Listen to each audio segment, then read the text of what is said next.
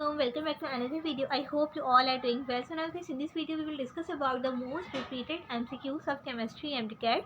So now let's start. This is very important video for you.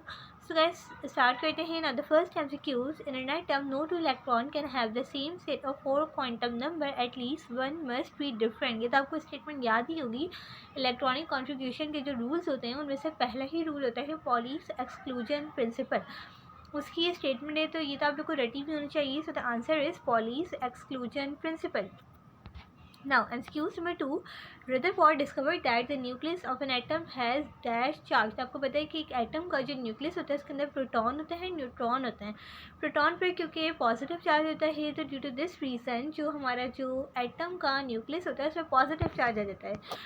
Now MCQ नंबर 3 है which statement concerning energy change is false. Okay, so आपको पता है कि energy जो है energy can neither be created nor it can be destroyed but it can only be transferred from one form to another form. ये आपने पढ़ा है ना फर्स्ट लॉ ऑफ थर्मोडायनेमिक्स. अब यहाँ पे देखते हैं कि कौन सी स्टेटमेंट चारों में से फॉल्स है. ऑप्शन ए में कह रहे हैं कि electrical energy is produce by the reaction in a battery. हाँ, ऐसा होता है कि केमिकल एनर्जी कन्वर्ट हो जाती है इलेक्ट्रिकल एनर्जी में in a battery. Option B देखते हैं कि light energy is absorb during photosynthesis. Of course option C है energy is produce when methane is burn with oxygen. बिल्कुल, जब मीथेन को ऑक्सीजन के साथ बर्न किया जाता है तो there is a production of energy over here. Okay, now fourth option है heat energy is absorb when sodium react with water. There is a false statement here कि जब सोडियम का रिएक्ट करेगा वाटर के साथ तो क्यों हीट एनर्जी एब्जॉर्ब नहीं होती. So this is basically the false statement. So now delta is the correct answer. Now excuse number 4, what will make an electrolyte. आपको पता है कि electrolyte कब बनता है जब सॉल्ट के अंदर वाटर को डिज़ोल्व किया जाता है, सॉरी वाटर में सॉल्ट को डिज़ोल्व किया जाता है. So there is a production of electrolysis. Electrolyte जो है वो यही होता है कि हम जैसे कि आपने वाटर लिया उसके अंदर आपने सॉल्ट डाल दिया, NaCl का सॉल्ट डाल दिया, NaCl के जो Na पॉजिटिव और Cl नेगेटिव के जो आयंस हैं वो उसमें डिज़ोल्व होंगे. So there is a production of electrolyte.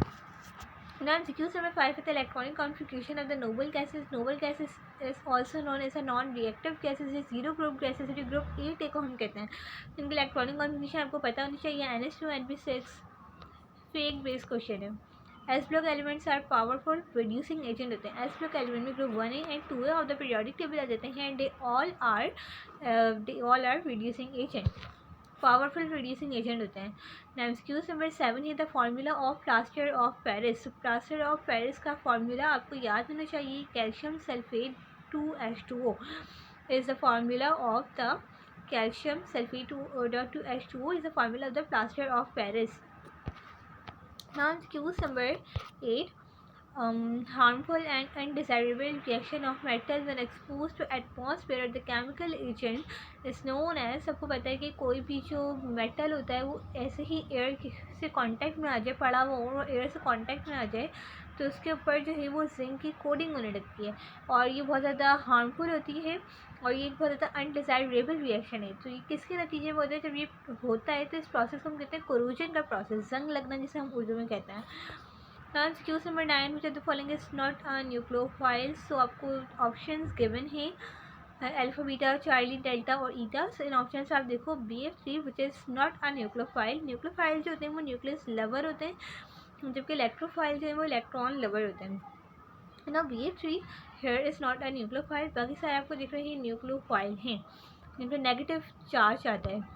ना MCQ number 10 which is the last MCQ of this video. Now the MCQs is feed soluble vitamins are. तो feed soluble vitamins को आप याद कर लो AD के निमोनिक से कि विटामिन A, D, E के आर feed soluble vitamins, जबकि जो विटामिन B और C होता है वो water soluble vitamins होते हैं. Okay, तो water soluble vitamins are vitamin B and C and the feed soluble vitamins are AD, A, D, E, K. So now we are done with our 10 most repeated MCQs of the chemistry. So here is the end of the video. Okay guys, if you like this video, so you guys can like the video and subscribe my YouTube channel, and if you have any queries, so you guys can ask me in the comment section, and also you can share this video with your friends and your class fellows. So Allah Hafiz.